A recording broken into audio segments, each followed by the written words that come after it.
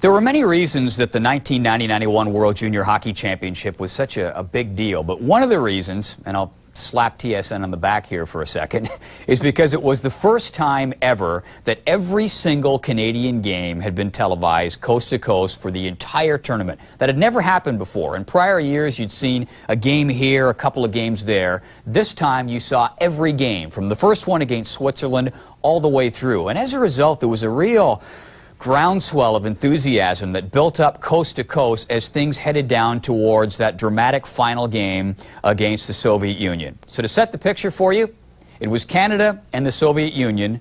The winner would take home gold. It was a cold night right across Canada. There was a cold front right over top of the country. People were inside.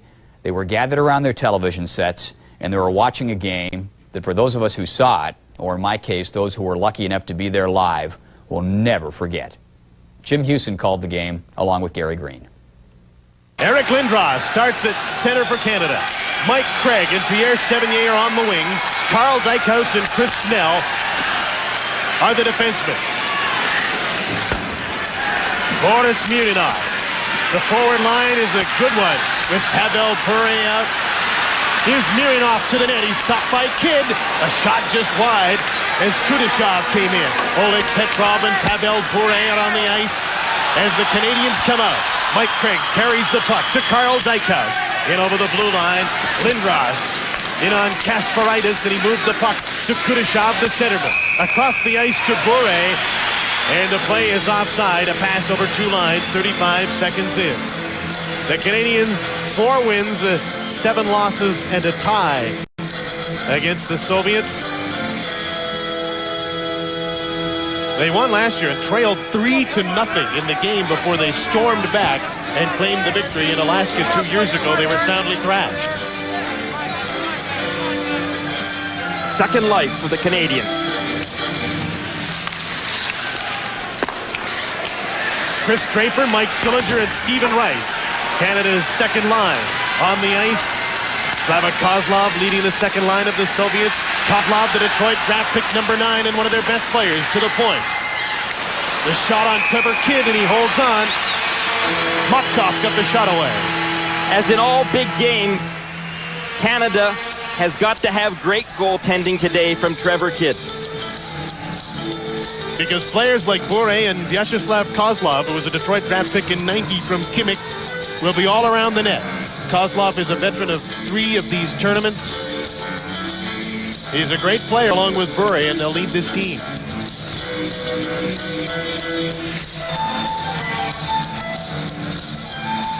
Eric Lindros back on the ice.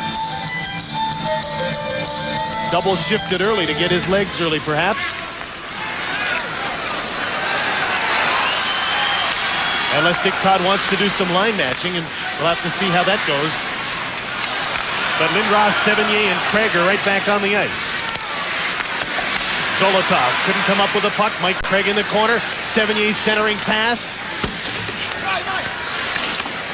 Lindros in behind the net. Back towards the point, and Slaney couldn't come up with it. Sergei Zolotov with Martiniak, #19. Kozlov goes for the net. Back with the hit was Sévigny, and he knocked Zolotov to the ice. Pierre Sévigny, #22, skates down the left wing. Lindros is trailing it. In over the blue line. Lindros can't come up with a puck. Slaney thinks better of coming in to pick it up. Here comes Mikhail Volkov, #15. Berezin in after the puck, #14. The centering pass. And Volkov couldn't get a shot away.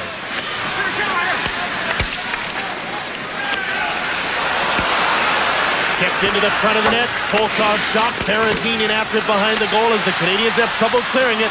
Lindros took a hit, but he bounced right off. Jan Kaminsky hit him and bounced right to the ice. Kaminsky's #25. Trying to send it to Volkov. Can't do it. Sévigny in the corner. Dykhuis in to take a man. Blasted Kaminsky to the ice. And now Heinrich Bjorkman stops the play with Sévigny down on the puck. The Soviets have been looking for that open ice in Canada's zone. They know also that if they go wide, they may get some chances. Watch Berezin. He just lost possession of that puck, but you knew what he intended to do, and that was to cut in past the defense. Meanwhile, if you want to make Eric Lindros mad, hit him early in the game, and that's exactly what happened. Jan Kaminski hit him. Didn't do much damage, though, did he? 2 minutes and 30 seconds into the first period. No score. Canada and the Soviet Union. Yushkevich couldn't come up with a puck. Pat Falloon. Manderville's in front of the net. So is Greg Johnson. Here's Manderville. The centering pass. The shot just wide by Dykhuis. Loose puck and they can't poke it into the side of the goal. Kent Manderville with Snell breaking for the net. Greg Johnson in the corner. Just put the puck to the back of the net. Konstantin Korotkov moved the puck out to center. Yushkevich. Karpov to the front of the net, and he can't take the puck with him. Kent Manderville is number 21 out of Cornell University. Stopped at the blue line by Zoltak. Dmitri Yushkevich dumped the puck back in for the Soviet Union as they make a change. 3 minutes and 20 seconds into the game. Scott Thornton got into trouble, but moved the puck back to Kris Snell from the Ottawa 67s. Up the middle, Craigwell's trip, no call from Henrik Bjorkman, the referee. He's just letting them play. Oleg Petrov to Pavel Bure on the right side. Can't cut to the front of the net, in behind it, tried to center it, and the puck hit the back of the goal. Martin Lapointe, number 26, tries to clear the puck. Can't get it outside of the line. Bure, number 10, to Petrov. His shot way wide of the net into the corner. Motkov, number 7, keeps the puck into the corner. Oleg Petrov is there in behind the net. And David Harlock for Canada clears the puck to Martin Lapointe, and he ices it. 19-year-old Pavel Bure is the Cy Young Award winner of this tournament with 12 goals and 3 assists. Well, it's really interesting games against Team Canada because they prepare really well and they play well hockey. But no, there's, well, at least me, I'm never nervous. You know, obviously getting excited. But if you're nervous, you can't do anything. And I don't think you can play hockey when you're nervous because you're losing everything. Pierre Sévigny pulls himself up off the ice, and Sandis Olslinch is going to the penalty box. Olslinch is a big man, and he'll get a penalty here for high-sticking Pierre Sévigny. Olslinch had his head up. He missed. Didn't get away a great shot. He was trying to clear that puck. And you saw him get his stick up. Soviet Union penalty to number 2, Olslinch. The highest team at 4. Canada goes to the power play. The Canadians haven't had as much success on the power play as the Soviets had in this tournament, having scored 6 times. Soviets have scored 12 power play goals. Soviets have also been the most penalized team in this league, or in this tournament, and that's kind of a surprise. Canada have been the least penalized team. Puck is out of play, and the faceoff will be outside the blue line. There is something called the Fair Play Cup here, and Dick Todd's team right now would win that. Well, that's not exactly what's on their mind. Only a goal, but it is surprising that Canada has been so disciplined, with the exception of a few penalties in their last game against the Czechs. Otherwise, they have maintained their discipline throughout. Mike Craig on the power play to Chris Snell at the point. Craig lost his stick. Now he gets the puck back. Goes for the net. Can't get the shot away. Craig still on the puck. Gets control. Lindros in front. The pass it escaped. Craig to the front of the goal. And Zvyagin finally holds on.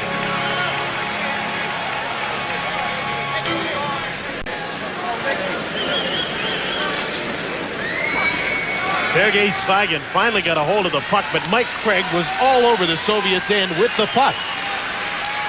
Mike Craig has just had a great tournament. You can see that he has got 6 goals. Eric Lindros has 6 goals. Mike Craig has played a physical game in the corners and along the boards and has been a real inspiration in their forechecking game.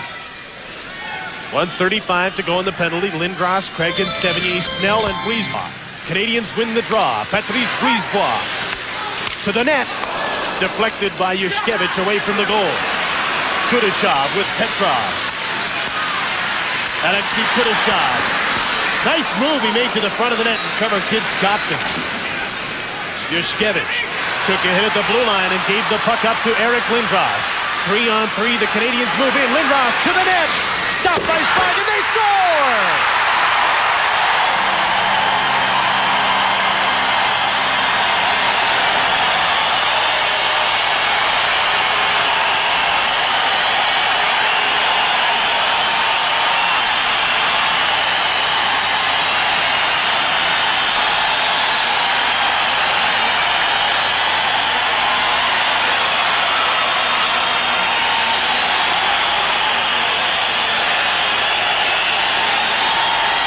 Lindros had a head of steam up, and he was bound and determined he was going to get in on net. At the last moment, he had to change his mind, but he still tried to put that puck out front.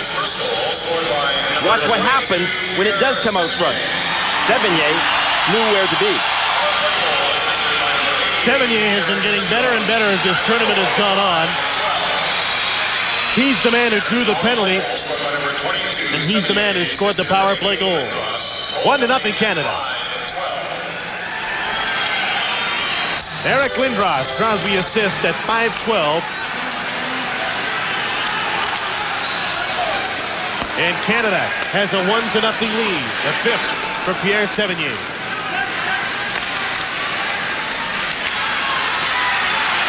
Mikhail Volkov, number 15, over the blue line, was upended by John Slaney. And the Canadians dump the puck back through center. Sandis Oslinch. Sergei Barazin. To Kaminsky and Mikhail Volkov. Kaminsky after the puck. Barazin out front. The pass to the front of the net. He'll try and stuff it into the side. And there's a penalty coming up on the play as the Canadians clear the puck. A high sticking call, and the Soviets will get a power play opportunity. John Slaney goes to the penalty box. Pierre Sévigny, who scored that goal for Canada, a guy who's never really quite caught on in the NHL. He's playing right now for the Quebec Citadels in the American Hockey League. He's actually one of the top scorers in the league. Back with more of this classic game in a moment.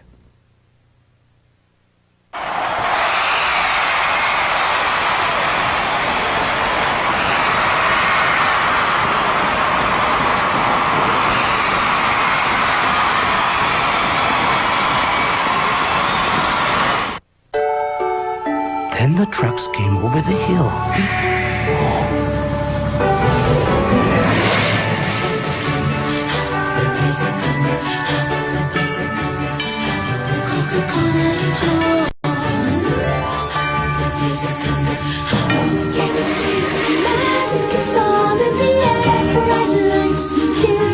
It's time to share. Holidays are here. Coca-Cola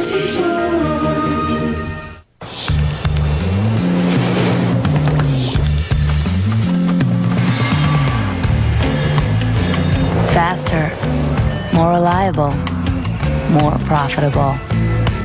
With Nortel Networks, the internet can be whatever you need it to be. No matter who you are or where you are. So tell us, what do you want the internet to be? right now over me. You know, racing for interstate means my battery has enough power to run my car, as well as some other race necessities, like this mini fridge, track lighting, my foot massager, a window unit. And for those long races, who could forget the espresso maker? Heck, I even had a big screen put in for my friends. Interstate batteries, power fast, built to last. Hey, Bobby, the burrito's done yet? There's more to crispy flavor in our bite-sized taters. It's time you tried McCain Tasty Taters. Baked so they're crispy and golden brown on the outside to capture all that tender potato flavor inside. Crispy bite-sized taters that lock in all the flavor. Mealtime, snack time, anytime. McCain Tasty Taters now come in 5 crispy bite-sized flavors. Try your favorite flavor in our bite-sized taters. McCain Tasty Taters. Crispy flavor in a bite-sized tater. Forecast cloudy skies with clouds. We can expect up to 10 centimeters. Waters quite freeze.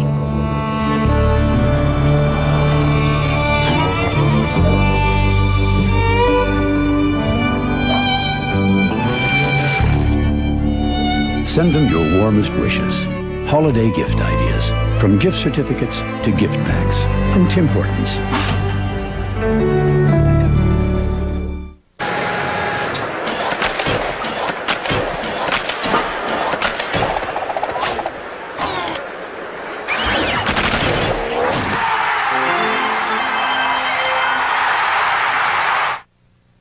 Welcome back to TSN Classic Hockey. In the interest of time, we've had to shuttle through a little bit of tape. You saw John Slaney take a penalty a few moments ago. The good news was that the Soviet Union didn't score during the ensuing power play, so we pick it up after that power play in the first period. What a great pace in the early part of this game.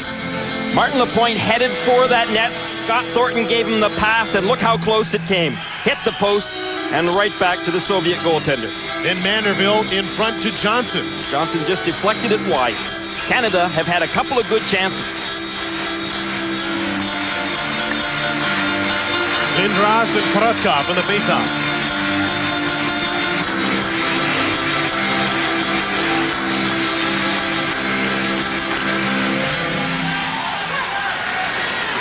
Lindros won the draw, but gave the puck away. Zoltok centering pass. And a shot is snapped wide by Valery Karpov and out of play.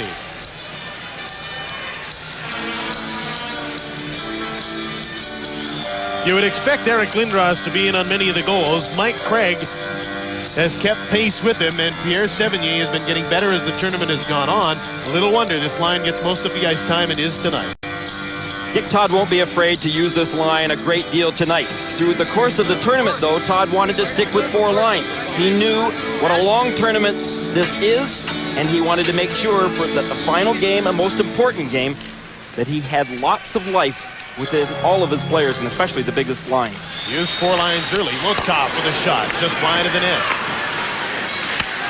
Mironov kept the puck in from the left point. Korotkov on in front. Zoltok can't get him the puck, and it's cleared by the Canadians on the ice. The Lindros line is at 1 extra shift. He rolled them over very early to get them going. Otherwise, all 4 lines have played. Scott Thornton has the puck. Martin Lapointe in front. The puck comes back to Kris Snell at the point. Thornton. Motkov checks him. Konstantin Korotkov comes up with the puck and clears it out to center. Martin Lapointe dumps the puck in. The Canadians change on the fly. Sillinger, Draper, and Rice over the boards for Canada. Sergei Barazin. Kaminsky's shot. Blocked and turned back by Karl Dykhuis. Stephen Rice on the right wing with Draper over the blue line. Bouncing puck. Rice couldn't come up with it. Sillinger to Rice. Draper's in front of the net. Rice lost the puck. Sillinger gets to it though. Stephen Rice, the wraparound, he scores! There's no question when Stephen played. He brought a lot of hitting. I mean, he was definitely a loud guy in our team. I mean, and with Brad May, I mean, he also brought a lot of excitement to our team. And when you knew when Stephen's going to throw a big hit, you know the crowd was going to get into it, and then everybody else to do with it that what we had to do, and we did it right at that game.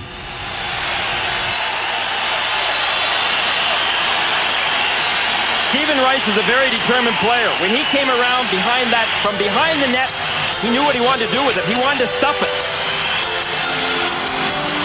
But he is also aware that the biggest weakness the Soviet team have got is in goal. The Soviet players don't have a great deal of confidence in their goaltending, and Zvyagin has given them no reason in tonight's game to have any more confidence than they've had. 2-0 Canada. It would be ludicrous to blame Stephen Rice for the loss to the Czechs, but nobody would have felt better about a second opportunity to win a gold medal in this game because Rice took his first 3 penalties of the tournament against the Czechs, and they scored twice in the power play. And those penalties were taken out of frustration, but also out of determination. Sillinger in front. Draper shot. Hit the mask of Zvyagin. Rice is in after the puck again. Draper out front. Sillinger behind the net. Centering pass is turned back by Kasparaitis. Sillinger fights for the puck. Zhitnik came up with it. Out come the Soviets. Kudashov over the blue line. One-on-one.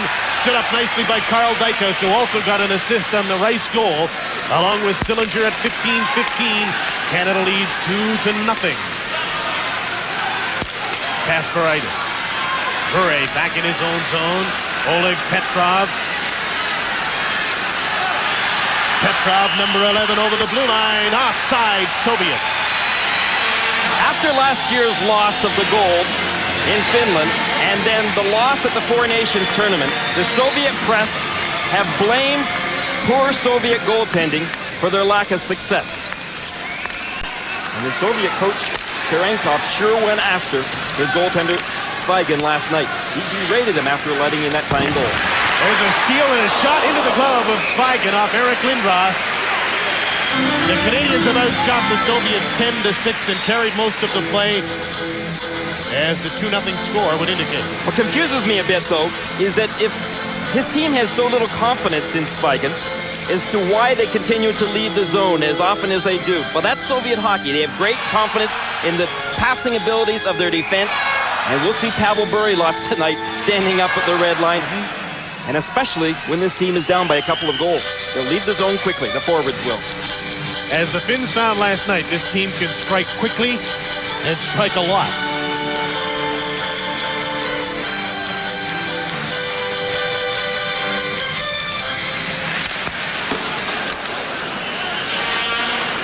Sévigny in off the draw.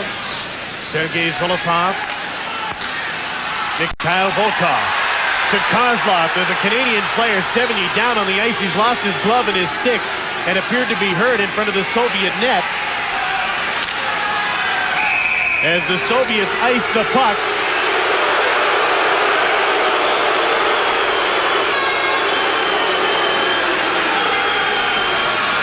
Sévigny in every game has been involved with the opposition and may have been trying to draw a penalty here. I'm not going to suggest that he wasn't hurt because he certainly looks in pain.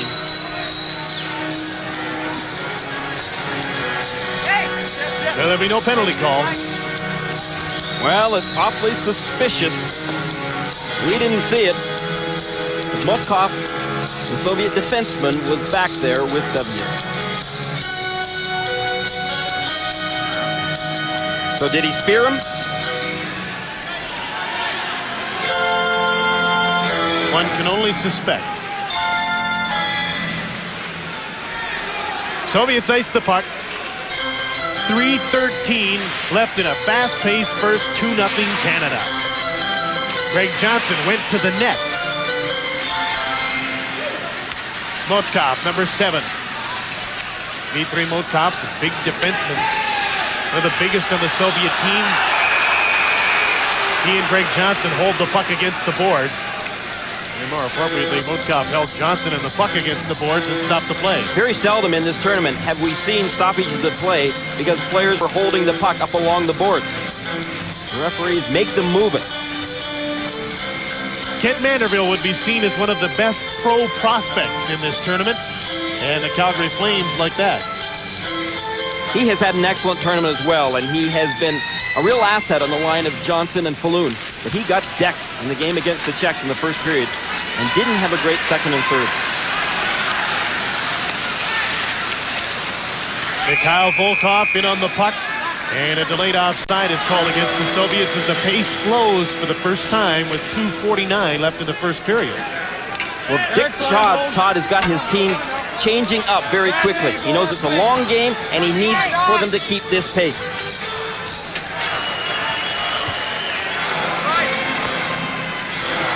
Dick Todd, the coach of the Peterborough Petes of the Ontario Hockey League, assisted by Perry Pern from the Northern Alberta Institute of Technology, who's currently working with the Canadian Olympic team, and Alain Vigneault, the coach of the Hull Olympics. The triumvirate leading Team Canada. And Team Canada leading the Soviets 2-0. Kris Snell, an undrafted 19-year-old from the OHL, dumped the puck in. Here's Brad May out on his first shift of the game on the left wing, taking Sévigny's spot. And Zvyagin holds on. In this tournament, the teams are allowed to have 22 players dressed and on the bench. Canada has had 2 extra players. Brad May has been the extra forward. Scott Neidermayer from Kamloops, the extra defenseman. This is where the extra men come in handy because Sévigny's been hurt. So you don't have to change up all of your lines. You can just insert. And when Brad May comes on the ice, you might know what he is looking to do. Get into the game quickly and take the body. The big 6'1", 205-pound defenseman was injured at the evaluation camp in the summer, and many thought that he wouldn't be available for this tournament. He fooled them. He's been the extra man on many nights, but he's been the team's biggest cheerleaders.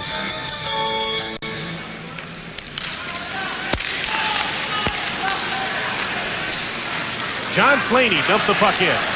In after it quickly, Pat Falloon out with Greg Johnson and Kent Manderville. Falloon with Slaney breaking for the net. The pass across the goal mouth. Manderville couldn't touch it. Here's Slaney into the corner. Manderville drops back in his point spot. and now chases the puck as two Soviets chase him. Quickly out to center, Falloon to an open wing. Oslich dumps the puck in for the Soviets. Slaney to Falloon to the blue line, and now out. Greg Johnson swept it out. Less than 2 minutes to go in the first period. Karpov in behind the net. Centering pass, and in front was Kent Manderville to take the puck away, but he couldn't clear it. Karpov turned, Manderville recovered and got the puck to center. Pierre Sévigny has gone to the Canadian dressing room. The report is he was speared and is hurt. Rice in front of the net. Draper couldn't get him the puck. Boris Mironov checked him. Oleg Petrov to Pavel Bure, number 10. Petrov goes for the net. The pass tipped wide. And the Canadians clear the puck just outside the blue line. Mike Sillinger with Rice and Draper. Sillinger chases the puck. Kasparaitis to Kudashov. In front to Bure, hooked up by Draper so he couldn't get loose. And Kris Snell is back in his own zone deep. It's bumped and knocked over. Made a play up the boards though and out to center. They've announced the last minute of the first period. Canada 2, the Soviets nothing. Darius Kasparaitis, number 6. Last minute of play, Canada will lay back and think about their defense. Boris Mironov, Oleg Petrov in over the blue line. Centering pass for Kudashov. Kasparaitis moves in, he's checked. And Brisebois just sweeps the puck out to center with 30 seconds to go in the period. Soviets are changing up, as are the Canadians. Late in the first period. Patrice Brisebois. Pass too far for Lindros, and it's icing against Canada with 15 seconds left in the first. Canada have shown in this tournament so far that they have got some great depth when it comes to winning key faceoffs. Against the Czechs the other night, Dick Todd had no problem sending whoever out, it seemed, to win some big ones. Wasn't it odd, though, that one of the few faceoffs, you could probably count on the fingers of one hand the number of faceoffs they lost against the Czechs. Wasn't really a clean loss at the end of the game, but it was almost a draw. The Czechs got possession, and Slager's shot deflected into the net. And that was due to an icing call that Canada had taken. Off the draw, the Canadians get possession. Out they come. Long blast by Mike Craig on Zvyagin. Here's Lindros. Craig in front. Running out of time, and the buzzer sounds to end the first period. Canada played with discipline, and they skated as well as they've skated in this tournament. Pierre Sévigny and Stephen Rice have scored. Canada has the lead 2-0 after one. Here's Paul Romanov. Saw Stephen Rice pick up that goal for Canada. He was the captain of the team. Eric Lindros was on the team, and there's a mistaken impression that it was his team, that he was the leader. But there's no doubt that Stephen Rice was the captain and the big leader in the dressing room on that Canadian team. And you saw him score a big goal in the game against the Soviets. We'll have more in a moment.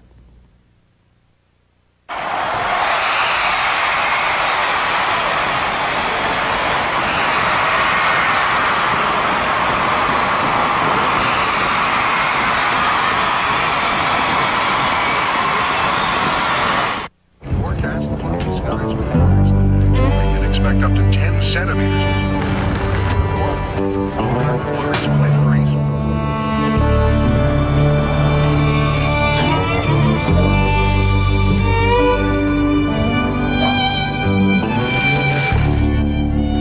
Send them your warmest wishes. Holiday gift ideas. From gift certificates to gift packs. From Tim Hortons.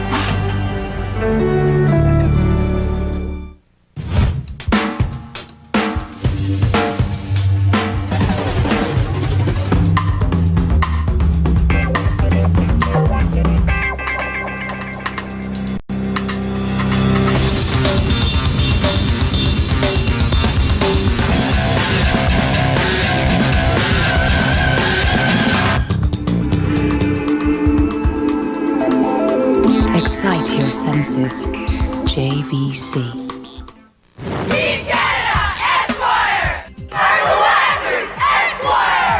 Esquire watches and the Canadian Hockey Association are proud to bring back a program dedicated to the development of minor hockey in Canada. $1 each Esquire watch sold between October and March will go directly to the sponsorship and growth of Canadian minor hockey. Hit tsn.ca/ESQ or canadianhockey.ca for details. Tell us about your team of superstars and they can join in the growing list of teams to say... Esquire!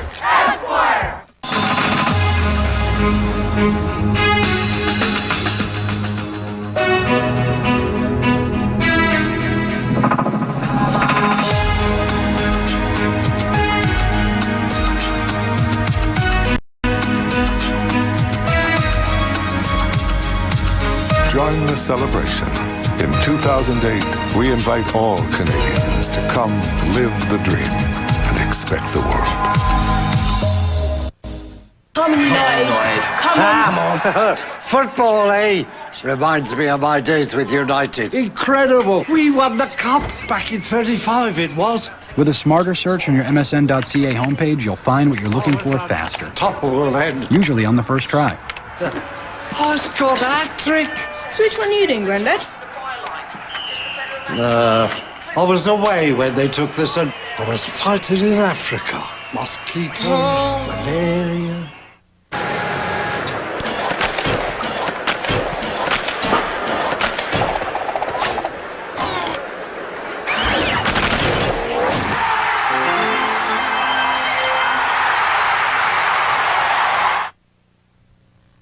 Bit of a lull in the middle portion of this game, but trust me, it picked up a little bit later on. Let's get back to the action.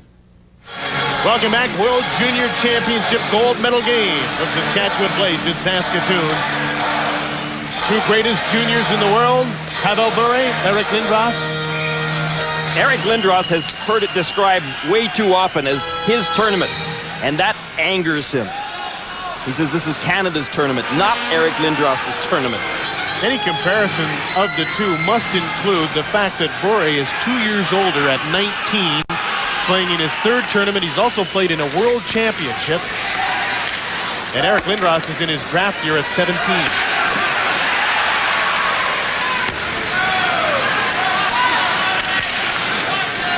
David Harlock.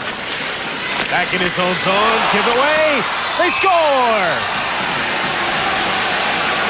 Sergei Zholtok. And it's a one-goal game. He gave away the puck, and I take just a few strides and just slap it hard as I can towards the net, and eventually it went in. This lesson well learned already. Harlock came around from behind his net and then just carelessly threw it up the middle. All he had to do was go to the boards with it.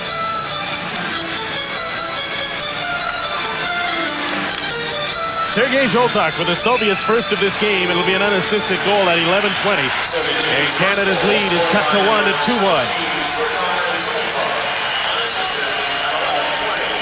So it's important for Canada right now, and we will see who Dick Todd has got out there in the ice.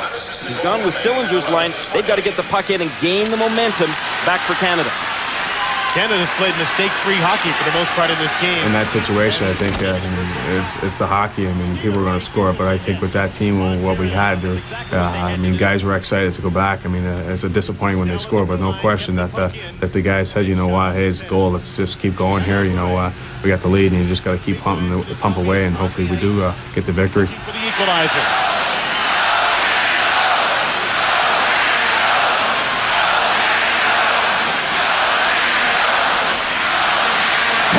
Tipped the puck into the corner.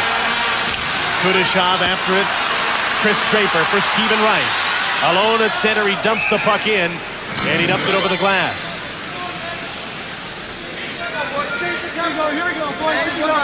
Dick Todd had enough confidence that Stephen Rice and his line would be able to get that puck deep into the Soviet zone and get the flow going again for Canada. The good forechecking. Watch the hit that Stephen Rice handled. Paul Romanek watched the game last night. Any similarities with the Soviets, Paul? Actually, yeah, Jim. Scaring similarities. It was right about this time last night the Soviets started to pick it up against the Finns, and it was Sergei Zholotov who scored the goal that started the Soviet comeback at 15:02 last night.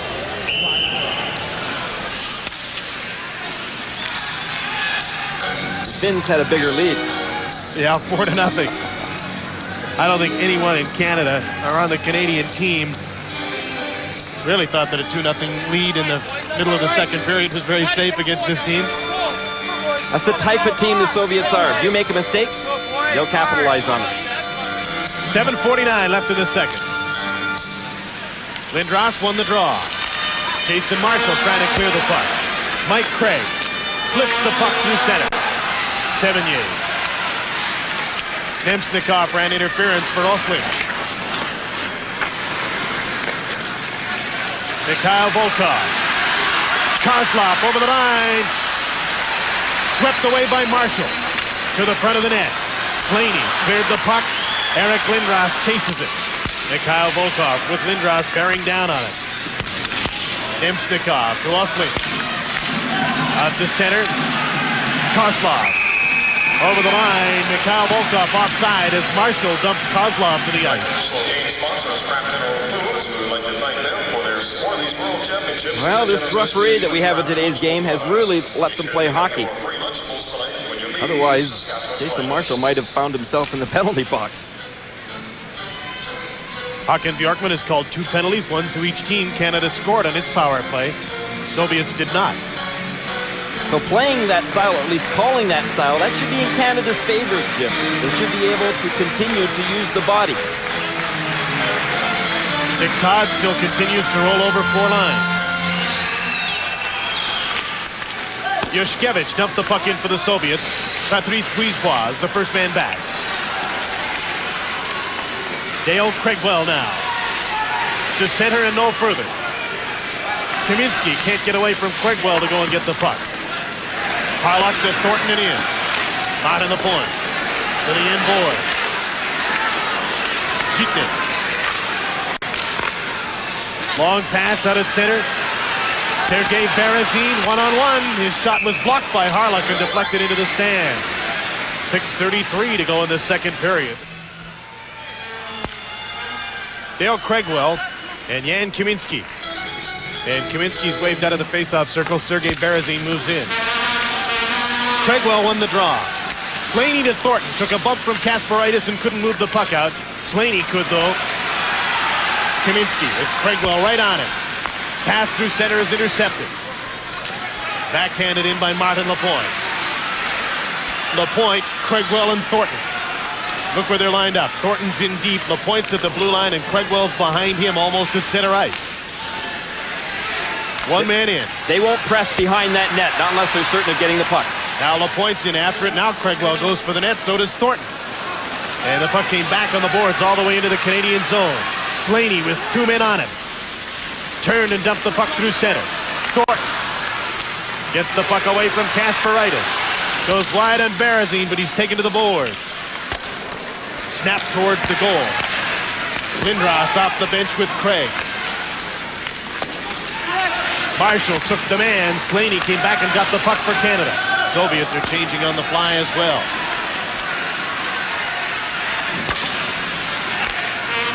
Chris Snell to Eric Lindros. Pierre Sévigny took a shot off a stick to the corner. Mironov trying to clear it, can't do it against Lindros. Now in Sévigny's corner. Kasparaitis is on him. Lindros is over to help out, and he gets the puck to Mike Craig. He was checked in front of the goal by Mironov. Out at center. Berezin couldn't get away from Karl Dykhuis. And the Canadians send the Soviets back in their own zone again. 1:40 left, second period. 2-1 Canada. They had a 2-0 lead after the first.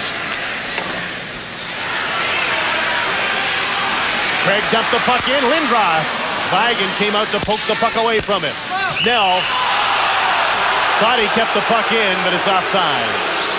You've got to like the ingredients on Lindros' line. Sévigny is very good in the corners on the puck. Mike Craig is strong in front of the net, as is Lindros, but Lindros will control the puck the majority of the time, and especially around behind the net. Pierre Sévigny from St. Hyacinth.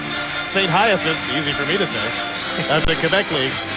Didn't start the tournament on this line. Kent Manderville did. Played the exhibition games there. They moved things around to get Manderville on a line with Falloon and Johnson, and that worked very well, and Sévigny has really complimented Lindros and Craigwell. And at the evaluation camp in the summer, Sévigny had played with Lindros and had played well.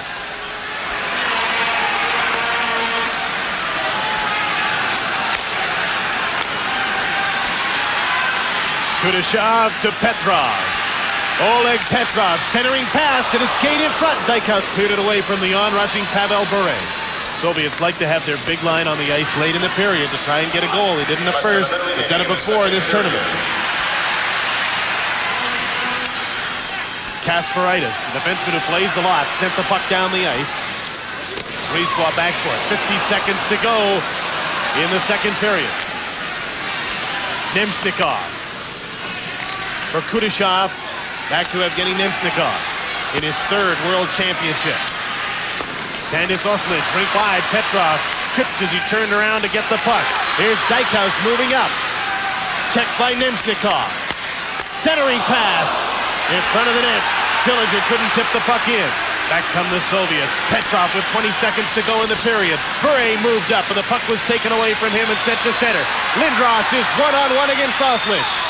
Goes for the net. Oslich won the play, getting the puck to the boards. Lindros is in after the puck. One last chance. Nobody going for the net. Now they are. Craig shoots it. And Zvyagin made the save as the buzzer sounded to end the second period. A last-second chance for Canada, and I don't know if it would have counted it. Craig put it in. Well, it was a great play, though. Lindros, again, around behind the net and sending that puck out to Mike Craig. Watch, Craig just initially wanted to get that puck right back in behind the net. Why? Well, he knew that Lindros would always be there. He looks for that play. Lindros ducked to check, put it out in front, and Mike Craig was ready to hammer that puck. And by the time this happened, the buzzer had sounded. The second period was over and is. A big goal for Zoltak, who's gone on to be a pretty good NHLer, setting the stage for a memorable third period. More in a moment. Come on, United. Come on. Football, eh? Reminds me of my days with United. Incredible. We won the cup back in 35, it was. With a smarter search on your MSN.ca homepage, you'll find what you're looking for faster. Top of the end. Usually on the first try. I scored a hat-trick. So which one are you doing, Grandad? I was away when they took this, and I was fighting in Africa. Mosquitoes, malaria. 4 adventurers challenged the wilderness to find a Wendy's spicy chicken sandwich, but when they got there... It's gone! So where is it? I found a clue. I'll do what I have to. I know where it is. That sandwich is mine. It's Wendy's marinated whole breast filet with a fiery blend of pepper and spices.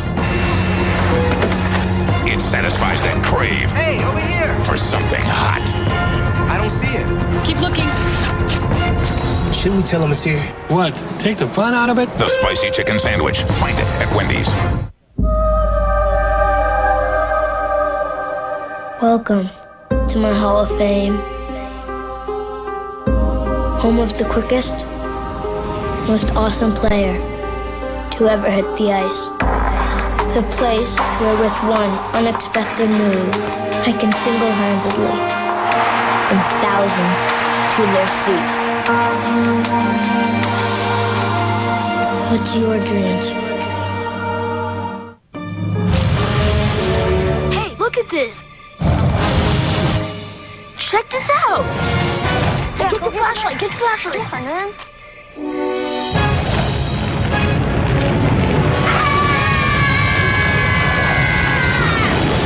Never has so much power gone into our battery. Introducing Duracell Ultra. With new M3 technology, it's the most powerful alkaline battery in the world. Then the trucks came over the hill.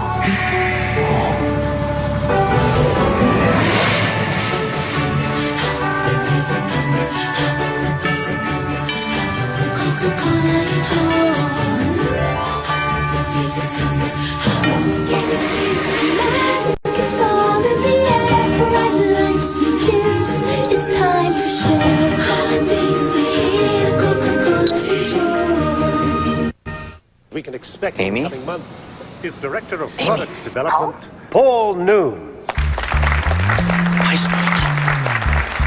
Got it. Nortel Networks is building the new high-performance internet, the wireless internet, with optical technology that makes it faster. Overall, this has been an exciting and more year. reliable. But the next few months will mark the beginning of a new Gesundheit. Come together. In fact, with technology changing over me. Can you believe, looking back, at all the talent on that Soviet team? Aside from Zoltak, we saw him score a goal a moment ago. You had Pavel Bure, Kasparaitis, Slava Kozlov, Boris Mironov. What a team. No wonder Canada had their hands full. Let's get back to the action. 20 minutes to go. Canada and the USSR. Don't know if it adds to the intrigue or not, but number 19, Sergei Martiniuk, who broke a finger in the first game, tried to come back tonight, has not returned to the game since the first period, and the Montreal Canadian draft pick is not even on the bench.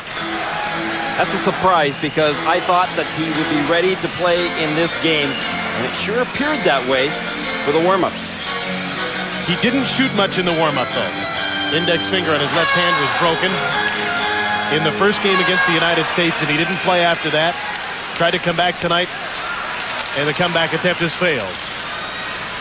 He is Pavel Bure's regular center that hasn't been for most of this tournament. Doesn't seem to have hurt Pavel.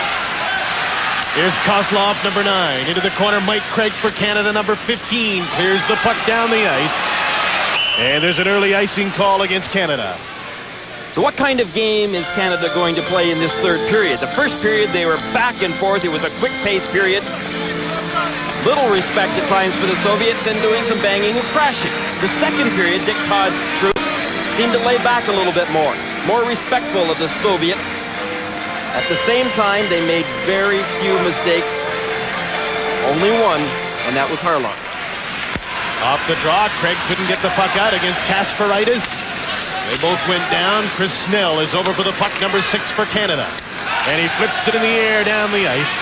Boris Mironov is back. Mironov from the Red Army team.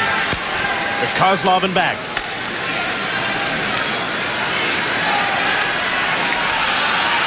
18-year-old Mironov. Stick handles through center very slowly. Lindros hooking at him, can't get him. Snell, much smaller, but takes his man to the board. And Eric Lindros clears the puck. Bure keeps it in his corner, back on the point. Kozlov takes a blast. Kidd makes the save. Loose puck. Bure's after it. Shot it off the side of the goal. Soviets have put Bure and Kozlov together. Their best center and their best right winger are playing on a line together, and you'll probably see that throughout this third period. Darius Kasparaitis. Up the middle. Brisebois cut off the pass. Sergei Zvyagin leaves the puck for Kasparaitis. Checked by Rice into the boards, and he went down, and Kasparaitis is hurt. Zolotov was carrying the puck. Kasparaitis hurt when checked by Stephen Rice. Kasparaitis just went into the boards off balance when Rice hit him. You could see that that left leg of his seemed to jam along the boards. Gary, I wouldn't be surprised if in the first 40 minutes he played 20 of them. He's been a great defenseman, and look how he does the splits as he gets caught up in the boards.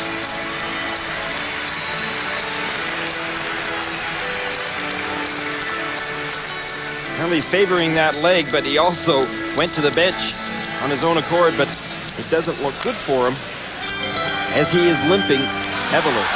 Had one look back and a head shake for the referee, who is Heinrich Bjorkman of Sweden. Mike Sillinger, Stephen Rice on the ice with Pierre Sévigny. There's been some line juggling for Team Canada. There's a shot by Brisebois off the draw, one by Sillinger. Sévigny's in Draper's spot. Kidd makes a save. Big rebound, poked to the front of the net. Another shot is whistled wide of the goal, and Rice comes up with a puck. Flips it through center. Sévigny. Jitnik had him lined up, and the pass was offside. The official attendance tonight is 11,612 at Saskatchewan Place. That's a full house. They sold this building out twice. They added 600 bleachers yesterday. They sold that out again. Jason Marshall from Cranbrook, BC. To Sévigny, not out of the line. Jitnik kept it in with a good low shot that didn't miss the net by much. Yushkevich checked at center by Mike Sillinger, who got the puck, and Yushkevich recovered. Kudashov. I don't like the way the Soviets are really right from the opening faceoff here, tried to slow the game down a bit. They have too much ability to turn it up again.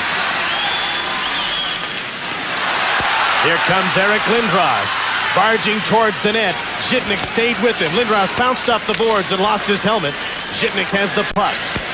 Manderville comes in to check as well.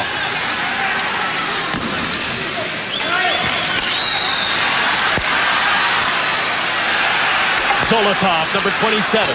Kudashov, number 12. In behind the net, can't center it. Zolotov. Both teams have done some line juggling. Eric Lindros out with Kent Manderville and Greg Johnson on this shift. Now Falloon's out to join Manderville and Johnson. Lindros was out for the faceoff. From Lapointe, Oslinch for the shot. Kid got a piece of that. Korotkov. Zoltok couldn't get a shot away. Manderville deep in his own zone. Dykhuis comes back. The centering pass. Oslinch from the point. Kid makes the save. Valery Karpov goes to the corner. Korotkov there with Manderville. Zoltok there as well, trying to poke the puck free. And he does. Korotkov. Nemsnikov into a crowd. Kid makes the save. Big rebound. Falloon cleared it not out. Oslinch with a shot. He scores! 2-2 tie. But I just remember that a lot of relief after I scored that goal because we all knew that all we needed was a tie, and we thought that we can manage to hold on to that score. Their own zone. They couldn't get a stoppage in play. They were more worried about taking the body than they were about the puck.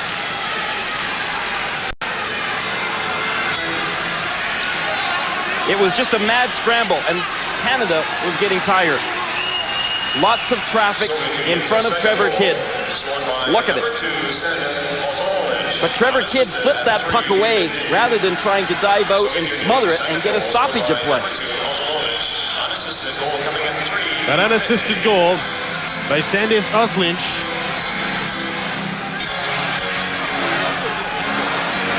At 3:50 of the third period, 2-2 tie. Now you can feel a little tension in the air in this building. Canada had a 2-0 lead after the first. 2-1 at the end of the second. Now it's 2-2. I remember having the game tied 2-2, having to win the game, to win the gold medal. And we couldn't tie. If we tied, we would have lost the tournament. Kept it to the point by Mironov as the Canadians can't come out again. Kozlov in on Kidd. Mironov to the net. The Soviets really put on some pressure now. Mike Craig out to center. Eric Lindros races after the puck. Pushes Kasparaitis aside. Centering pass. Mironov is there to clear the puck away from Kris Draper. Kris Draper has moved into the spot previously occupied by Pierre Sévigny on a line with Lindros and Craig. Vic Todd has done some line juggling for the third period, as is Robert Tkachenko. Here's Oleg Petrov. Kozlov goes for the net. Shot it wide. Loose puck inside of the goal. Petrov was checked and knocked down. Out at center ice comes Mike Craig, number 15, with Lindros. Lindros in after the puck. Check to the boards. Kasparaitis gets the puck and clears it. Zolotov, number 27. Zvyagin, number 5, moves up, takes the shot. Marshall got a piece of that and sent it wide of the goal. 5 minutes and 10 seconds into the third period, now in a 2-2 tie. Rice to the blue line and over. Zolotov, number 27, and a delayed offside is called against Canada as Zolotov carried the puck deep into his own zone. Soviets were playing a little possum at the start of this third period. They slowed the tempo down until they hit Canada's blue. Then they started turning it on. They started forechecking, laying the body on a little bit, digging that puck out. What we haven't seen them do, as much as we thought we'd see them do, is go wide on the Canadian defense. They've so often held up at the blue line, looking for someone to come up with them so they could make the pass.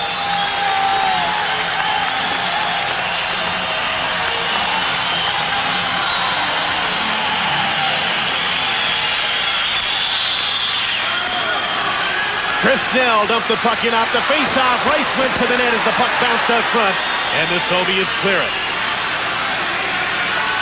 Like Sillinger with Rice and Sévigny in over the blue line. Lynch back in his own zone, knocked down by Stephen Rice. Kudashov over the blue line. Korotkov with a weak backhander on Trevor Kidd, and he holds on. Big goal from Sandis Ozolinsh, and at that time, I remember being in the building, there was some fear. You could start to see the Soviets really taking the game to Canada. We'll have more of the third period in a moment.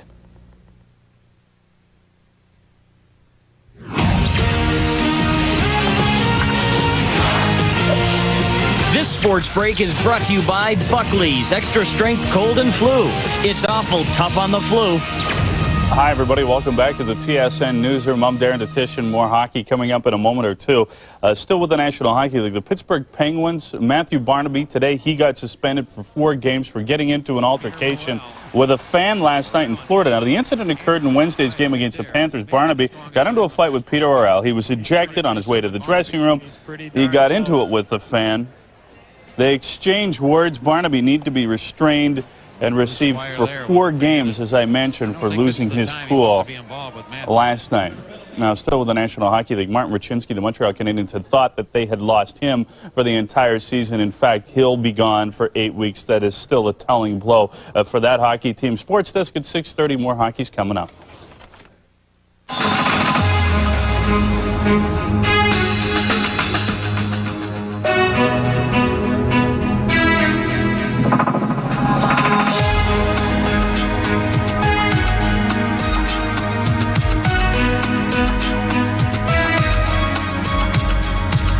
Join the celebration.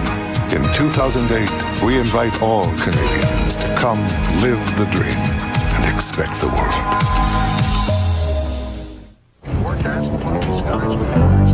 We can expect up to 10 centimeters. Flurries quite freeze.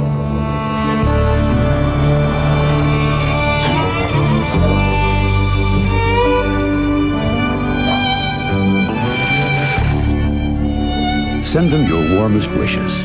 Holiday gift ideas. From gift certificates to gift packs. From Tim Hortons. How the years, they fly by.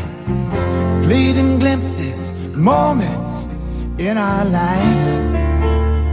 Gotta hold on to them, catch them while you can. These are the moments, these are the moments. JVC holds the moments of our lives.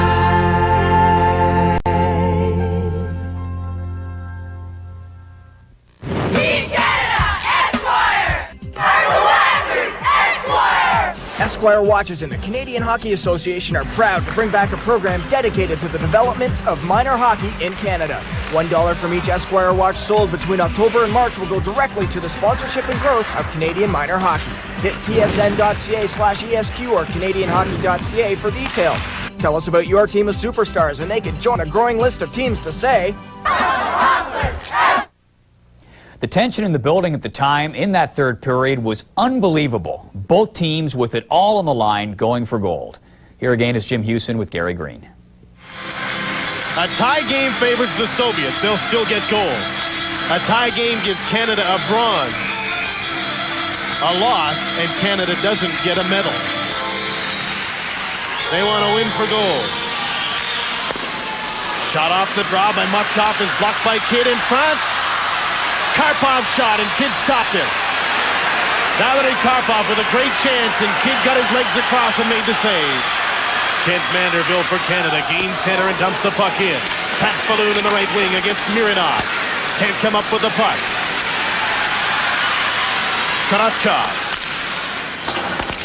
Zoltak dumps the puck in. And Pat Falloon is back.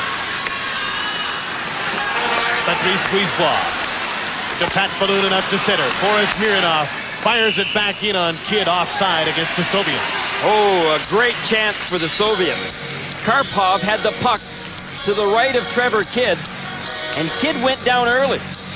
Karpov had the top of the net. He just couldn't get that stick on the puck and get it up and over Karpov. Valery Karpov. Kidd, Trevor Kidd stopped it. Trevor Kidd was down. There was lots of room up top. Karpov couldn't find it. Hasn't had much luck in any of the games by the looks of his stats in the tournament. Craig, Lindros, and Draper out for Canada now against the big line of the Soviets. Kozlov, Petrov, and Pavel Bure, who shoots. Shot was blocked. Mike Craig. Eric Lindros now bumps with Osling. Two big boys. Kozlov back the other way. Petrov's in front, so is Bure. Mike Craig after the puck. Hooks Bure to the ice. And Chris Snell plays the puck for Karl Dykhuis. Canada have to move the puck in their own zone quicker. There's a giveaway to Petrov with Kozlov. The drop pass. Bure's been knocked down. Petrov's in front of the net. Dykhuis takes Kozlov. And there's penalties being called. I believe it'll be coincident penalties to Craig and Bure. Coincident minor penalties to Pavel Bure and Mike Craig. At 7:22 of the third period in a 2-2 tie. So a scoring threat for both teams gone. Opens up the ice a little bit in international play. Alexei Zhitnik, Darius Kasparaitis.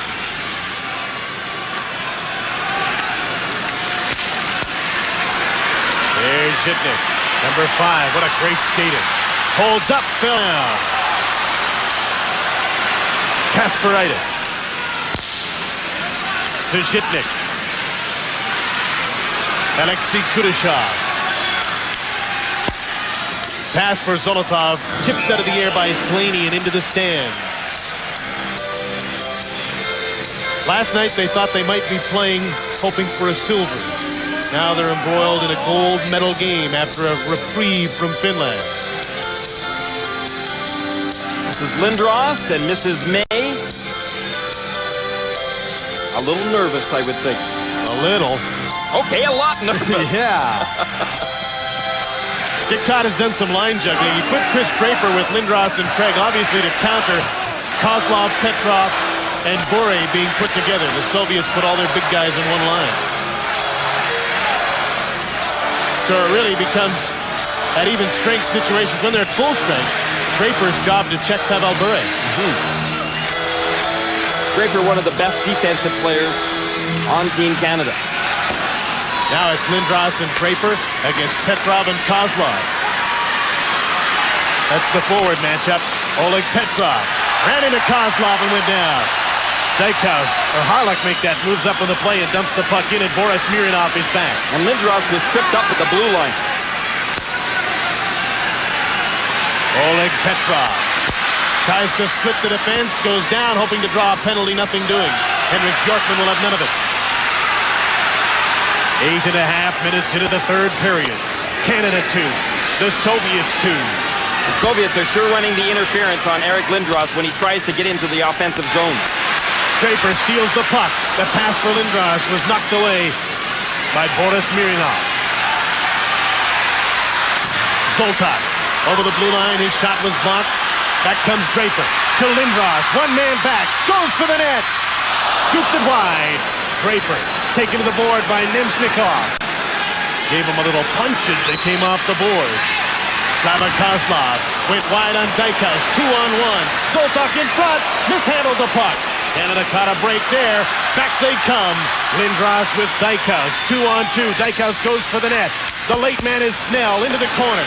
Pat Falloon couldn't get the puck back to Snell, and the Soviets come out. The penalties to Craig and Bure have expired. They're back on the ice.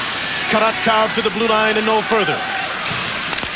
10.5 minutes to go in the game. Mike Craig tried to steal the puck and couldn't. Oslich up on the right wing. Valery Karpov chases the puck. John Slaney picks up speed as he comes out of his own end through center. In on the right wing. Lost the puck as he's checked by Yushkevich. In behind the net, Manderville. Checked by Yushkevich. Zhitnik. Alexei Zhitnik. Fell again. Might have something wrong with his skates. That's happened to him a couple of times in recent moments. Defensively, very seldom are you going to beat the Soviets on a one-on-one. Rice got the puck to the end boards. But it comes all the way around And out comes Zolotov, number 27. Kudashov takes the shot. Blocked by Kidd. Scooped away from the front of the net by John Slaney. Canadians are making changes. Yushkevich to Kasparaitis. Dmitri Yushkevich, number 3. Drops it off. Bure came back in his own zone. Now he sprints through center as the pass goes to Petrov. Brisebois is back, and he clears the puck. Kozlov dumps it inside the blue line. Out comes Brisebois carrying the puck. Turned it over. Petrov with Kozlov. Bure trailing. Petrov to Kozlov. Didn't get much of a shot away. Brisebois back deep in his own zone. 9 minutes to go. Canada 2 and the Soviets 2. Pierre, Sévigny with Sillinger and Craig over the blue line. Dick Todd can't get his matchup right now. Lindros and Draper had just had a long shift. They would normally be out against Kozlov's line. Chris Snell intercepted a Soviet pass. Canada's defense are starting to take a few too many liberties offensively. Brisebois tried to do it all himself, then Snell jumped up. Petrov was blasted to the ice by Mike Sillinger. Mike Craig dumps the puck in. Oslich. Long pass out of center. Hit Karpov in the skate. Snell to Falloon. In over the blue line. Draper. For Lindros, blocked by Oslich. In front of the goal for Falloon. It's swept away from him by Mironov. Now Snell with just over 8 minutes to go. His pass went off a Soviet into the stands. A win for the gold for Canada. A tie is good for bronze. A loss, no medal at all. At what point do you start to go for the win and the gold? Well, all I think Canada's got to do right now, Jim, is get back to the way they started this game out. Dumping that puck in, making sure they've got one man high, but getting 2 men in on top of the puck quickly. Manderville and Johnson are the first men in right now. Nemsnikov. Bad pass. Manderville's shot. Zvyagin made the save. Zolotov up the boards, and the Soviets get the puck to center. Bashkatov knocked down at center. Kudashov plays the puck back to Evgeny Nemsnikov. Kudashov takes the shot. Kidd kicks it out. Cleared down the ice. No icing as Nemsnikov comes back to pick it up. Manderville and Falloon into forecheck. Now they start backing up. Zolotov into the middle. Bashkatov couldn't come up with the puck. Kozlov back on the ice. He's playing a lot in the third. Slava Kozlov joined by Petrov and Bure now as Kidd comes out of his net and covers up. 7:14 to go in the game in a 2-2 tie.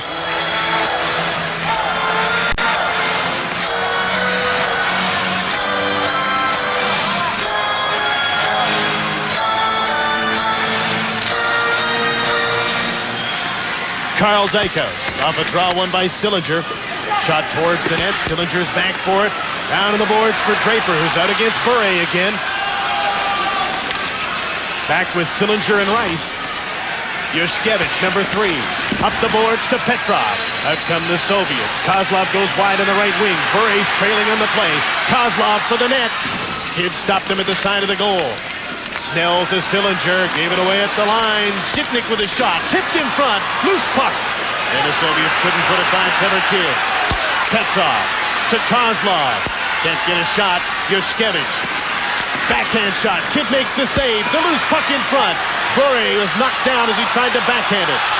Karl Dykhuis starts out for Canada. 6:25 to go in the game. Draper's in after Yushkevich. Right on top of it. And on top of the puck. Sillinger comes in against Zipnik. Yushkevich is up. Up the middle to Zolotov. Sergei Zolotov checked into the boards. Cleared off the glass by Brisebois to center. Boris Mironov. The long blast in on Kidd. Canada's managed only 2 shots on goal in the third period. Korotkov to the front of the net. Karpov tipped the puck just wide. Canada are back on their heels too much. There's Eric Lindros. Ran into traffic. Darius Kasparaitis gets the puck through center. Soviets have outshot them 9-2 in the third and scored the only goal to tie this game 2-2. Lindros in after Mironov. Pass for Karpov got by him and all the way down the ice. Icing against the Soviets. 5:25 left in the game. It's a 2-2 tie. Back with a classic finish to a classic hockey game in a moment. It's my turn to sit there. It's my turn to sit there. No, it isn't. Yes. No,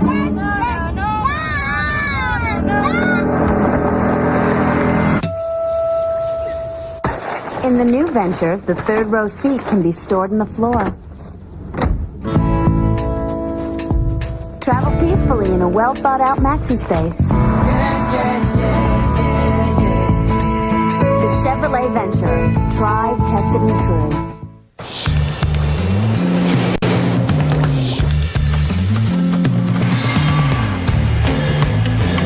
Faster, more reliable, more profitable. With Nortel Networks, the internet can be whatever you need it to be. No matter who you are or where you are. So tell us, Come together what do you want the internet to be? right now over me. Welcome to my Hall of Fame. Home of the quickest, most awesome player to ever hit the ice. The place where with one unexpected move, I can single-handedly bring thousands to their feet. What's your dream? See how generous she is. This is triple chill cake from McCain. The cake with the ice creamy taste. A big slice goes to her friend here. A big slice goes to her friend here. A big slice goes to her little brother. Enjoy. A big slice goes to her little brother. This much. Triple chill cake from McCain. Have your cake, and ice creamy taste too. I hate team photo day. Yeah, no kidding. Number 16. You guys are late. You take number 5, you take number 8, all Since right? 1936, SO has supported hockey. That's why we've created a unique program where you can donate your SO Extra Points towards the purchase of new team sweaters. At SO, we believe Who wants this one? there's no such thing as an unassisted goal.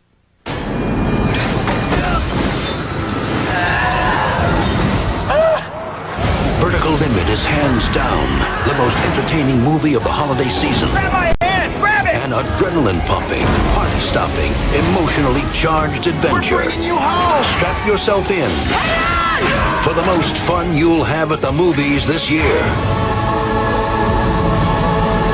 Vertical Limit.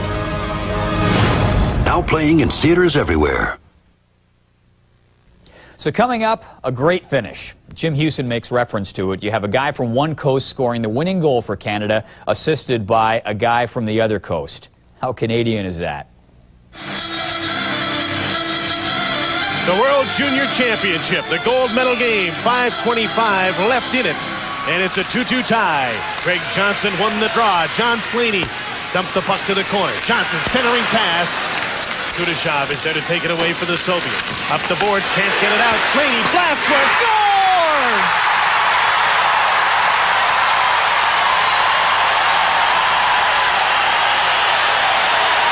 I remember right off the draw when the play came back, it was either I keep it in or if it goes over my stick. I knew there was a 2-on-1 the other way, and at the same time, the puck came back, and I guess the only way you're going to score is shoot the puck in the net. And when I did shoot the puck, it went through the 5-hole, and before I knew it, Kent Manderville he hit me pretty hard. So it was a lot of excitement, and there's no question. You can tell by the fans how excited they were.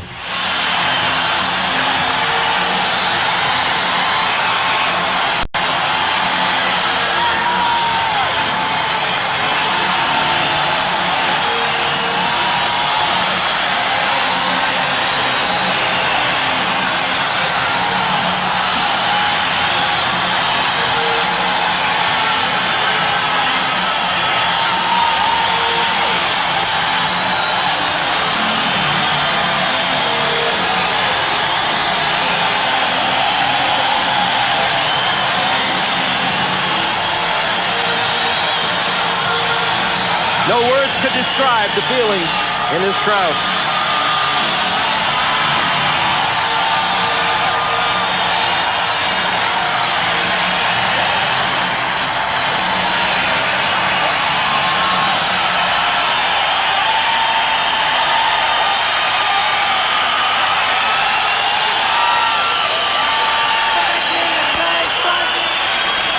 It's a goal that spans Canada.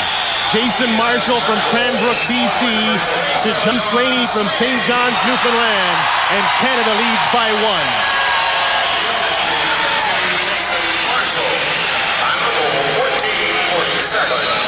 First of the tournament for Slaney, but still 5 minutes to go in the game. Only the third shot on goal for Canada in the third period. Now the Soviets' big line is out on the ice, but Canada's after the puck. Sillinger overskated it. Here's Pavel Bure. Oleg Petrov. Kozlov takes the shot, blocked by Dykhuis. We all knew that once John scored to make it 3-2 to get the lead, we knew that we could hold him off, and we knew the goal was ours. So it was, you know, we still had to finish the game, and but you know the confidence was there. Todd knows that's a long 4:44. Another look at the goal. And Manderville could have dunked it if he was a basketball player. Not everyone in this crowd tonight along the best seats are cheering for their sons. That's Mary Todd, Dick Todd's wife, and his daughter, all painted up in the festive spirit.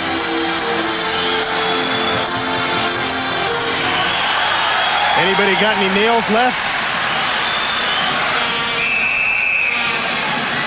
4:37 to go.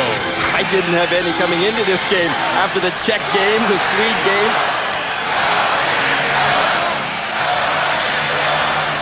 John Slaney scored. Here's his mom.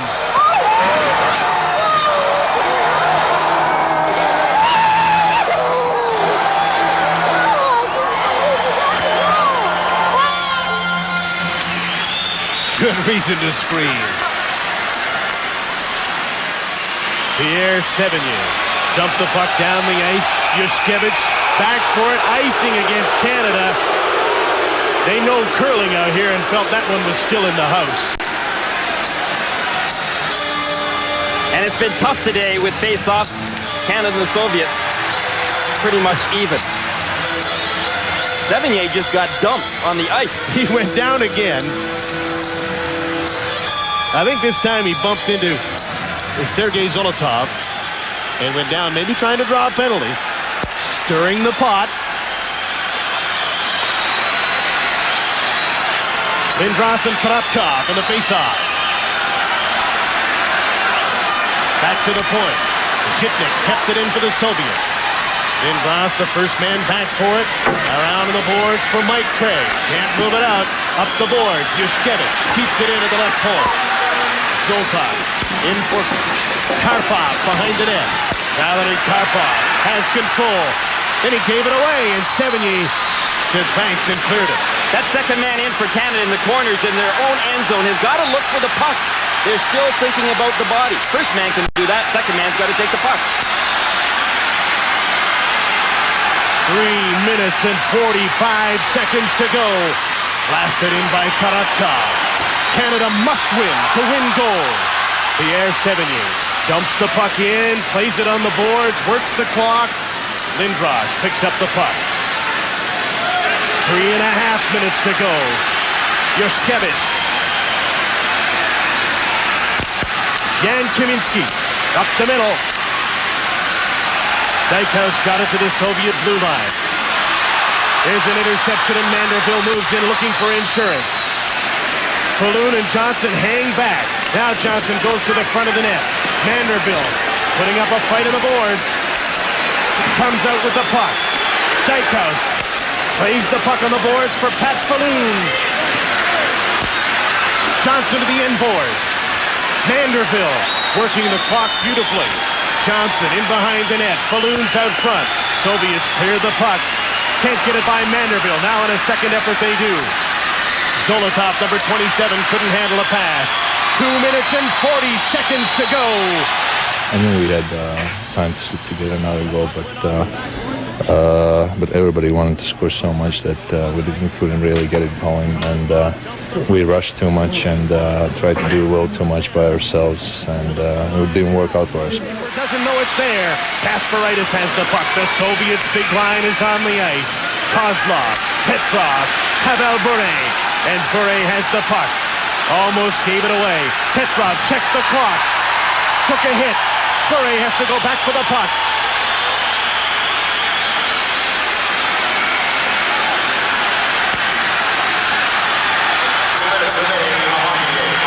Under 2 to go. Over the blue line, Kasparaitis is turned back. Mironov dumps the puck in. Harlock sends it down the ice. Icing against Canada. 1:45 to go.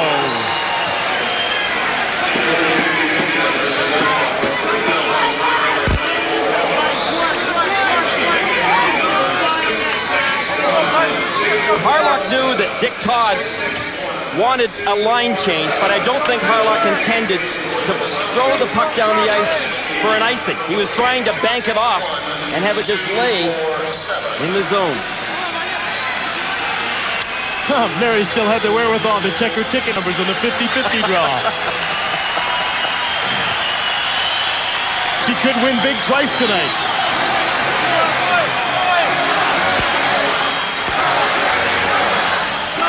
The only draw Dick Todd is worried about, though, is the one in his own end zone. He'll assign Eric Lindros to that. What a magnificent game. What magnificent games over the last week.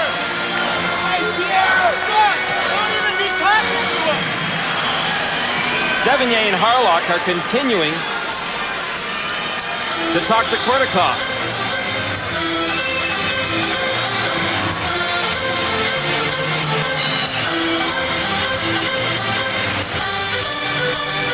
Slowly they get their players ready.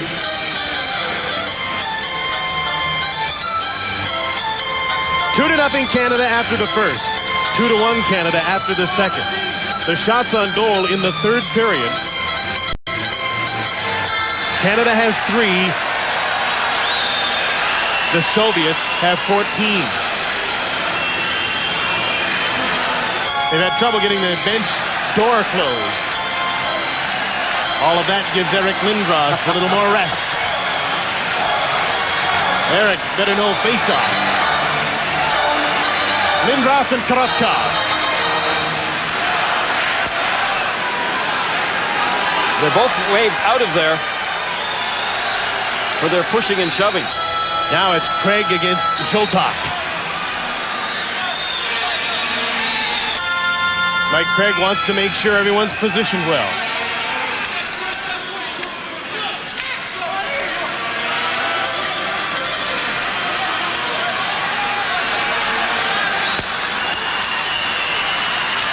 Off the draw, Craig gets the puck up the boards, not out. Now they're on a second effort to get it to center. Minute and a half to go, Canada 3, Soviets 2. In over the blue line, Dykhuis turns the Soviets back. Zvyagin, 1:20 to go. Zoltak goes wide on Marshall, taken down. No call from Bjorkman now. 1:10 to go, and the Canadians get the puck out of their zone. Korotkov. All the Canadians are back inside the blue line. Kidd holds on. 58 seconds to go.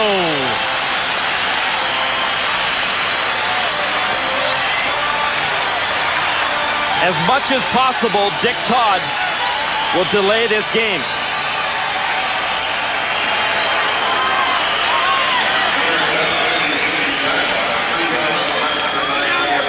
Sit down.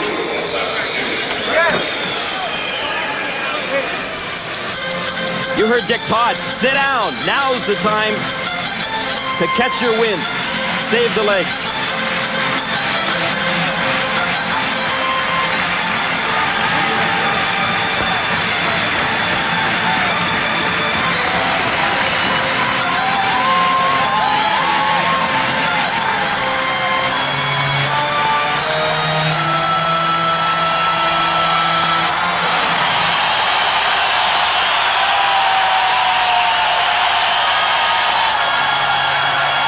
can't tell whose timeout it is. I'm assuming Canada's, but they're taking so much extra time, and Tkachenko doesn't mind. He wants to talk to his players.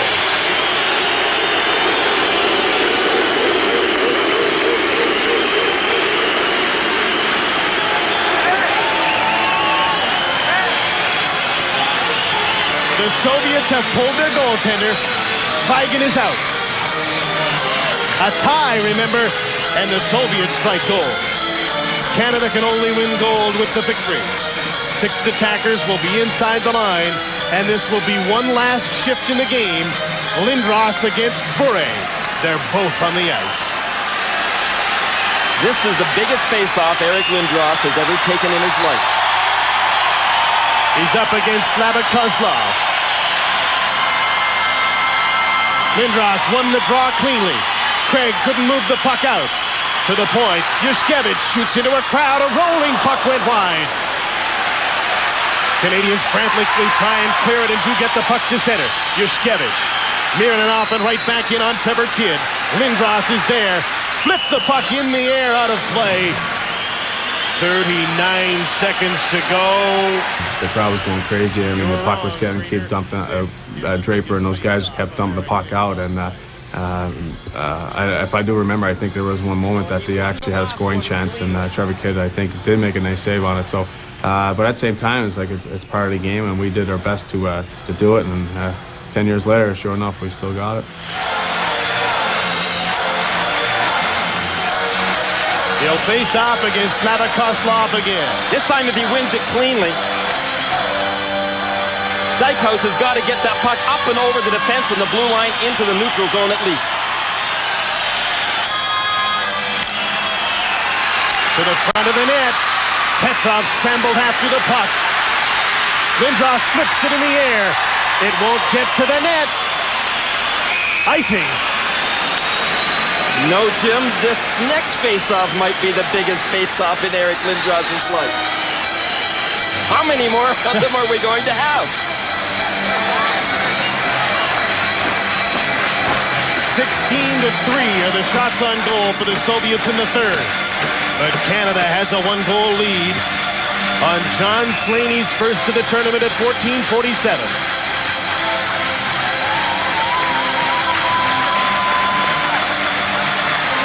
Can Lindros win another? Kasparaitis moves up on the puck. Lindros slid into him. Lindros back for the puck. Sends it out to center. Kris Draper can't put it in the open net. 10 seconds to go. Canada has struck gold.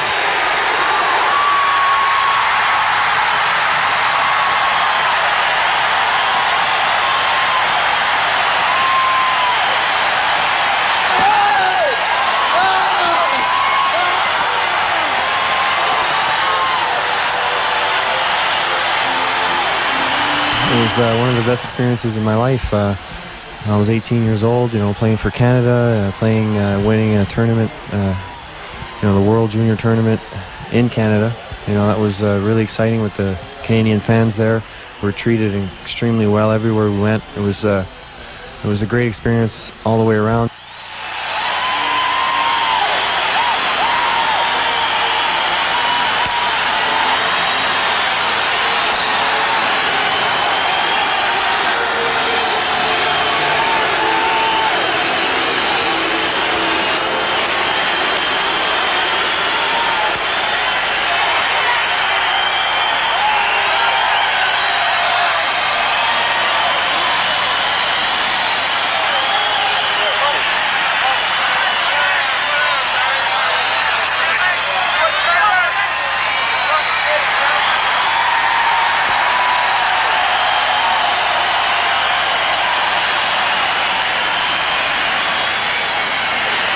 Jim, there were those that doubted the choice of Dick Todd as the head coach.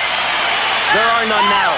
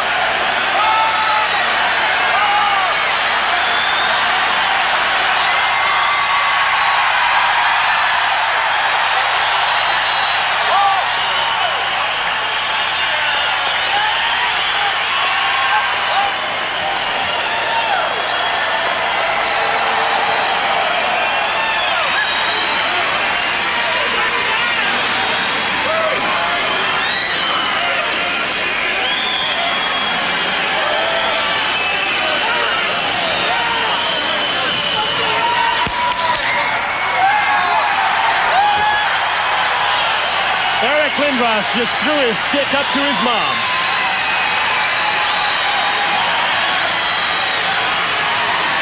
Canada has won back-to-back gold medals. Safe to say Team Finland will own the town tonight. And you know something, Jim? I think they might even treat Finland.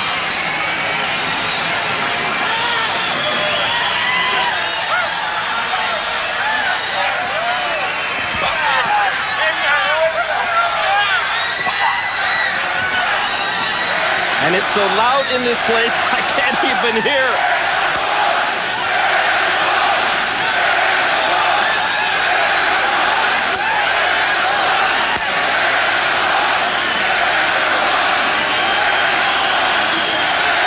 The coach's wife and daughter.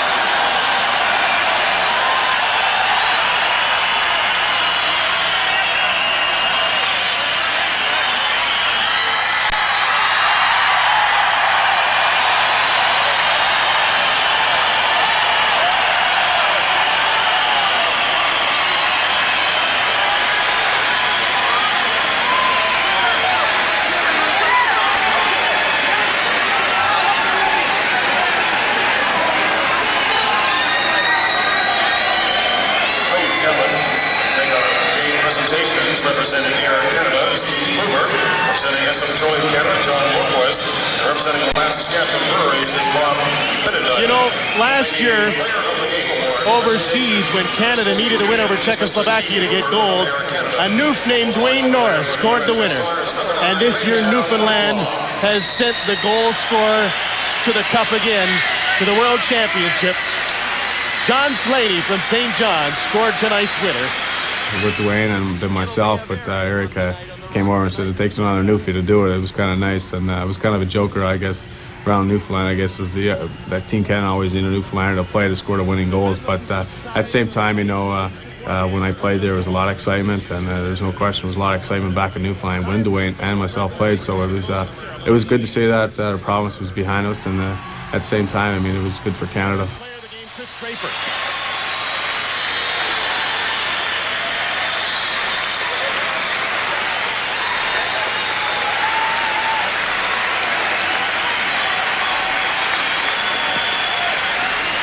Ladies and gentlemen, we ask that you please rise for Team Canada's national anthem in recognition of tonight's winning team. This is always a special moment at the World Championship, but particularly when it's on home ice.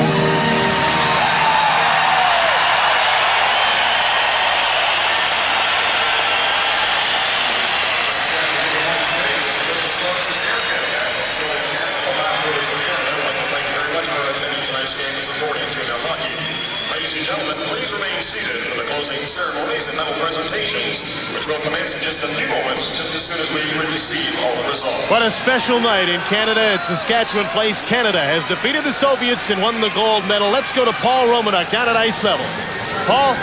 And without further ado, let's go to Trevor Kidd. Trevor, congratulations. This was the game where you really had to do it. You had your doubters, and you turned in what I guess has to be the greatest game of your life. Oh, it's just a great feeling. I can't believe it. Last year, you know, I didn't play a game, and this year there was a lot of pressure on me. I had to do what Stefan said. I got that monkey off my back now. It's an unbelievable feeling. Best day of my life. I can't believe it. What's the greatest thing about it? It's just, you know, playing for your country, the pride. You see everybody here, Canada #1. Unbelievable. Best day of my life. Congratulations. Thanks a lot. That just about says it all, doesn't it? Man, I had poofy hair back then, didn't I? At least I had hair. I'm happy about that. It's kind of refreshing looking back at the pictures. We'll have more post-game celebration and more bad haircuts when we come back. More post-game celebration coming up, including a chat with a very young Eric Lindros. Yes, Mrs. Draper, your son's the player of the game. And down on the ice, Paul Romanuk is with Eric Lindros. Eric, congratulations. I sense that the way you went over, threw the stick up to your mom, you were talking to your brother. This is a real family experience for you. It is. It's great. You know, they've been here. They've supported me all the way through, and it's really great for them to be here. Actually, I gave the stick to my sister. What is the most incredible thing about all of this for you? Just, you know, having those Scandinavian countries come back for us twice in a row. And, you know, being ready, you know, we're really at a low after the game against the Czechs, and coming back, regrouping, and having another newfie put that puck in the net for us. Congratulations, Eric. Thank you very much. Eric remembers the Rock. I wonder if Dwayne Norris is tuned in tonight. He's living down in the States now, attending the University of Michigan. Scored the winner in a 2-1 win over the Czechs, and John Slaney has the winner tonight with an assist from a BC boy. What a night for Team Canada. Back-to-back gold medals. The last time Canada hosted this tournament in 1986, the final game was a bit of a disappointment. And that team in Hamilton was expected to win and then lost 4-1 to the Soviets. And here's the winning goal. John Slaney on the third shot of the period for Canada. Slaney got that shot away just in time because a Soviet player was about to tip it away from him from behind. Oh, we got to hear from John, don't we? I think Paul's got him down on the ice. Well, I guess the Noofs had to do it. Congratulations. Great shot.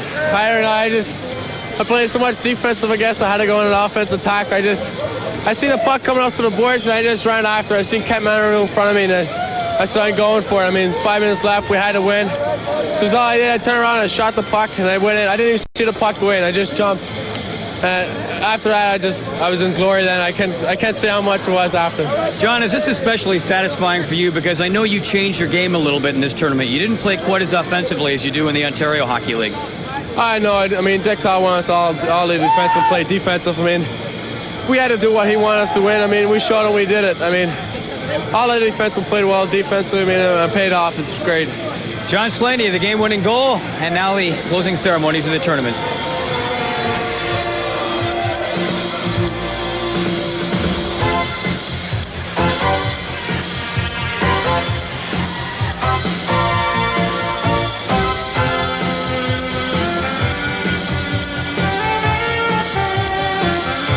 John Slaney got the goal. It's 1 o'clock in the morning in Newfoundland, and the party's just starting, Greener.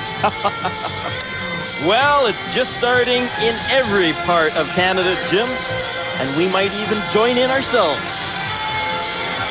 Come on, buddy. I can talk you into it. I don't know. What a tournament of comebacks, though. Remember the comeback against the Americans in Game 2 for a 4-4 tie? 4-2 it was against the Swedes in a 7-4 victory. There's the shot again by John Slaney, tipped by the Soviet defenseman Oslich, who scored one of the goals in front. It's unbelievable that how time has passed so fast, but you know, hopefully I can say it again in another 10 years and be 20 years, and hopefully my kids and be able to see what I did for Canada and for what the team had put together for a lot of excitement for 7 games we did play. Maybe some special thanks ought to go out tonight to Jarkko Varvio. He scored the tying goal for Finland last night, just as Patrick England did it for Sweden last night. And these tournaments are so close, there's so little to choose between first and fourth. I suppose the fact that Canada's 2 gold medals were wrapped up in a span of 16 seconds. A goal with a second last year and 15 seconds this year tells you just how close it is. Dick, how about just a little bit of a smile? It's great, Paul. It was great. What is the most satisfying thing for you? You seem incredibly subdued for a guy who just won a gold medal. Well, it's just fantastic feeling inside. I'm kind of a low-key guy, and the excitement is getting the victory accomplished. And then after that, it's kind of a downer because it's over with. There's no more fun.